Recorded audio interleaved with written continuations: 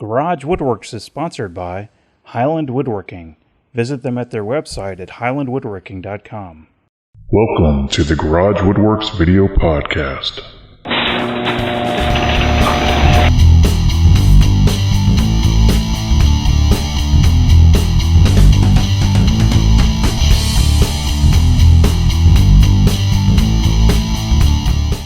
Hey, this is Brian Grohl of Garage Woodworks. You've probably seen these ugly plastic doorbell chime covers before. Well, in this video, I'm going to show you how you can make a pretty cool decorative replacement. The chime cover is relatively easy to make. It's made out of cherry on the top, bottom, and sides, and it has a nice walnut panel for the front, which sits in a groove that runs all the way around the interior of the top and sides. I have some cherry that I'm going to be using for the top and sides. It has some pretty decent figure in it. So the first step in the process is going to be to face joint one side, edge joint one side, and then cut them to length and width.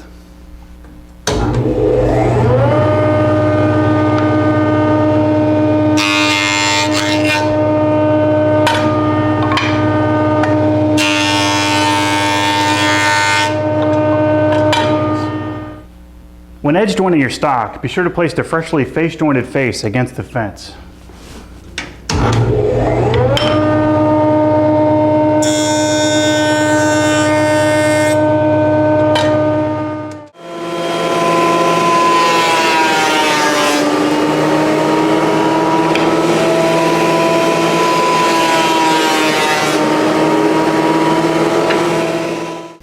Okay, so the pieces that make up the sides and the top of the chime cover were milled to just over a ½ inch thick. So now we can go ahead and cut them to width at the table saw. Okay, so the top, bottom, and sides of the chime cover measure about 3 inches wide. So let's go ahead and cut those pieces to width now.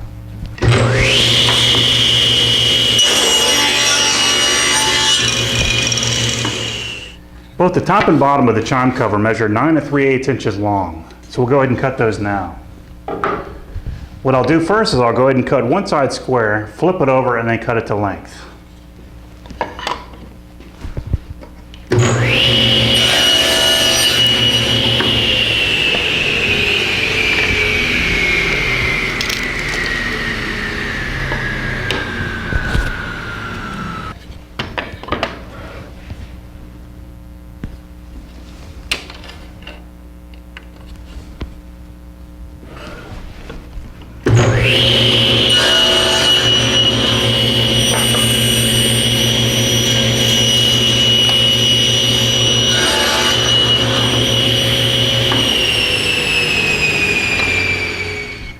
The sides on the piece measure 5 inches long, so we can go ahead and cut those to length now too.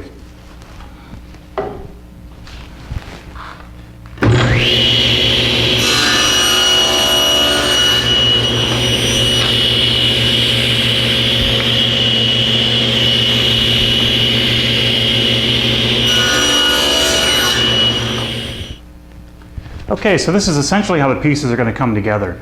I still need to create a groove all the way around the perimeter of the inside to receive the walnut panel, and I still need to create the joinery to attach the sides to the top and bottom. But the next thing we'll do is create the joinery. Okay, so in order to attach the sides to the top and bottom, I'm going to use loose tenon joinery. And in order to do that, I need to make an end grain mortise in both ends of each side piece. And in order to do that, I'm going to use my horizontal mortiser.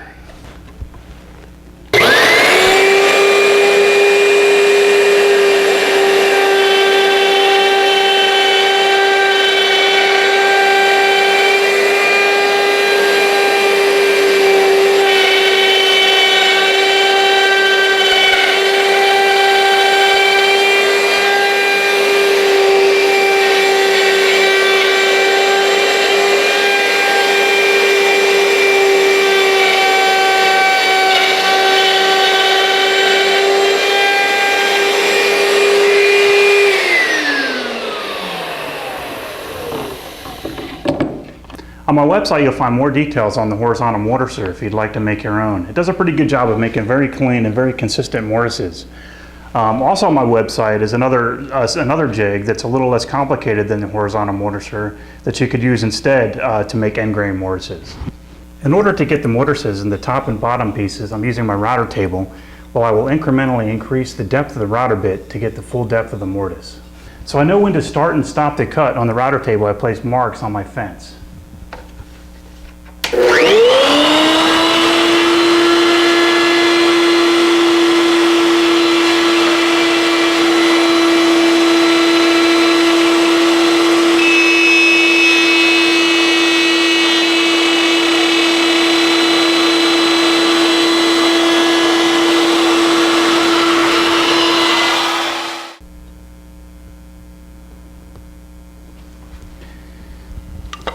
This material is only about a ½ inch thick, so we'll route through about 3/4 of the way through for the mortise. Okay, so I set the router bit for the third and final pass. Here we go.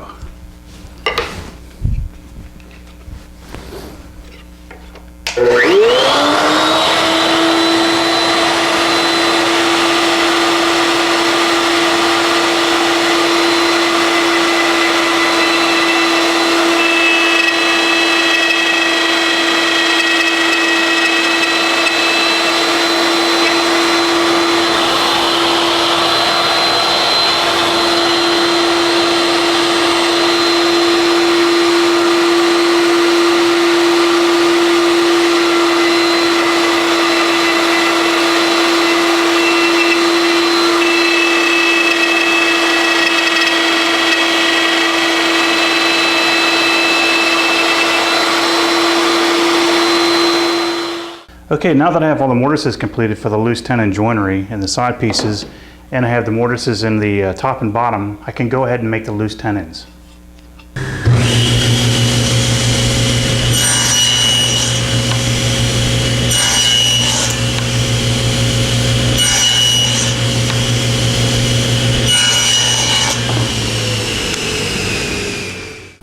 Okay, here's the dry fit for what we've completed to this point. What we need to do next is create the groove that goes around the inside all the way around to create room for the walnut panel.